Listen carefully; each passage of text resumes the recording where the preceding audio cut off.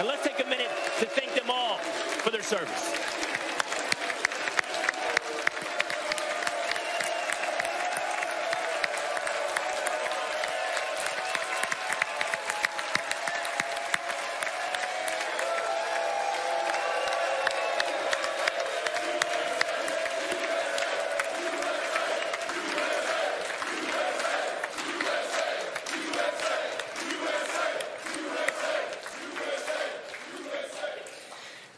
All right, Russell Westbrook had another disappointing postseason as the Thunder were again eliminated in the first round. Now, Westbrook has yet to advance to the second round of the playoffs since the departure of Kevin Durant.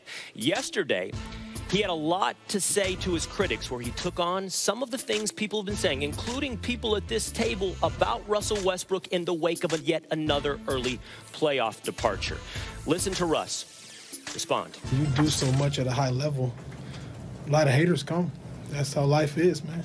It's life. That's life, man. When you do so much, people gonna try to pull and take away and try to take that away from you. But nobody can take away from me. I've been blessed, and I stay prayerful, stay thankful to be able to do what I'm able to do. And nobody can never take that away from me, regardless of what it is, how many stories are written, how many stats are put up, how many numbers are put up. Doesn't matter. I take too much pride, time, effort to be able to go out and compete and play hard every night. My body on the line. Can't take it away from me. I would never let anybody take it away. So how many years you ask me every year I tell you the same answers because I truly believe it, and it doesn't change the fact of anything. Now, Max, what are your biggest problems with what Westbrook had to say? No, I'm not a hater of Westbrook, my favorite player. But I see what I see. You know, I see sometimes one play, oh my God, it's the best player I've ever seen. Next play, you can't win a championship with Westbrook. I've said that many times about him. But still, he's my favorite player because he goes all out all the time, and I appreciate that naked aggression and dedication to try his best to win. Sometimes he tries too hard, I think. Here's my problem with what he just said. One, he admits he's responding to critics. Why are you responding to critics? He's a principled guy. Keep doing what you're doing. Like, he admits that he hears the criticism and he works on his game. And then he claims that he's being nitpicked, basically. Well, hold on, Russ. Which one is it? If you hear the criticism and you respond, then you must think there's truth to it. Because you're an internally motivated dude. You can't be playing to shut critics up. Who cares about us? You can't be as great as Russell Westbrook just to shut me or Stephen A. Like what? No, you're an internally motivated guy. So if you're working on something, it's because you believe there's truth to it. You were called a ball hog. You didn't like it. Maybe you looked at yourself and said, yeah, I got to hook my teammates up more or whatever, trust my teammates more. So then you point to the assist totals to prove that you did. Then you said, you know, now I'm being told I didn't shoot it well enough. I'm going to work on my shooting all summer. Good. We're not making it up to nitpick you. You didn't shoot it well enough. You shot a very low percentage from three. If Russell Westbrook shot 35% from three, they'd advance.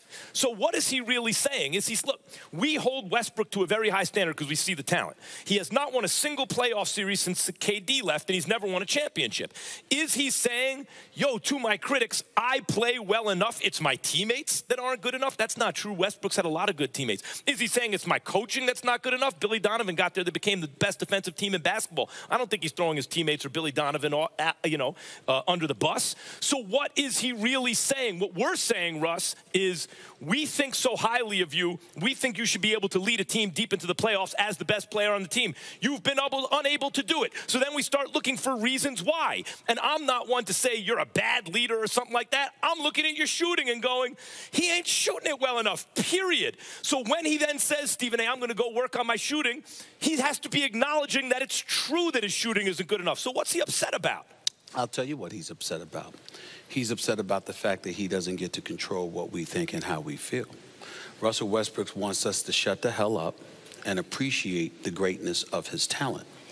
What he doesn't want to do, and he doesn't realize this, but what he doesn't want us to do is measure him against the other great talents in the NBA.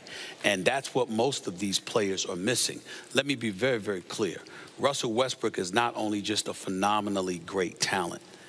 He's a good man.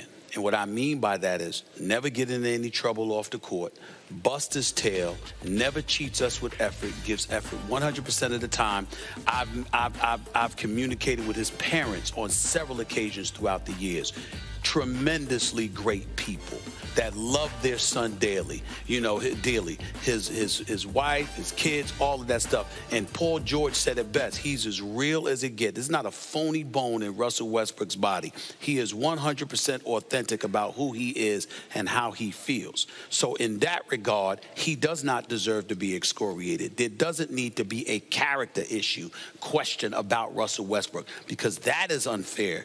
But what he's missing is that it's perfectly within line to say, look, bro, you ain't winning, but Steph Curry is. You ain't winning, but Kyrie's got a championship. You're not winning, but Chris Paul, even though he's devoid of a championship, no one's ever questioned his floor generalship and his leadership. We do have a right to do that. We're looking at you averaging triple doubles. We're hearing about you being fixated on getting your numbers. Well, you shot 29% from three-point range this year. You shot 65% from the free throw line. Now, it was 32% from threes in the postseason in the first round against Portland. It was 88% against the free throw line. But what was the problem there? You went up against Damian Lillard, and he gave it to you. And how do we know that he gave it to you? It wasn't just by hitting the game-winning shot. It wasn't just by averaging 33. But in the aftermath of winning that series, Damian Lillard, quote, let me give you what we call a raw dog comment. Just real and authentic. Damian Lillard said, I'm paraphrasing here, we got different ways of going about doing things. I never disrespect my competition, my opponent. I go out there, I ball, I go home. This cat pounds his chest. He talks a lot of bleep, you understand? And that's how he gets off. That's Damian Lillard calling you out for how you came at him. So in the end, why are you going at the media? It's possible because it's a lot easier to get at the media than it is to get at Dame time. That's a great point. And that's point. What happened. That's a great, hold on, Stephen A. That's a great point. When you are great, you are still compared to your contemporaries, to the competition. It's not just like if Westbrook wants us to just talk about his greatness in a vacuum, that's not how it exists. It's tested against the competition. And there's a hierarchy, and we're here to talk about that. There's a hierarchy which teams advance. And then we start to look at the players and why some teams advanced and why some didn't. Is Westbrook saying that Portland has, that Damian Lillard has better teammates than he does, that he has a better coach than he does? Not going that deep. Right. So in that case, we start looking at Westbrook and saying, no, he's basically saying, that Lillard is better than you. No, he's basically saying, who are we to question him? And our response should be, we cover the sport. Our coverage of the sport is what enabled you to get $205 million. So guess what? We're sitting here and we're chronicling what you do. Nothing personal. It seems That's to me what we have to do. It seems to me fairly simple, and you both laid it out. Are the critics right or wrong? End of story. Let's move back to the NFL draft, though. We got a lot to talk about. We got a lot to sympathize with in some corners. Giants and Raiders.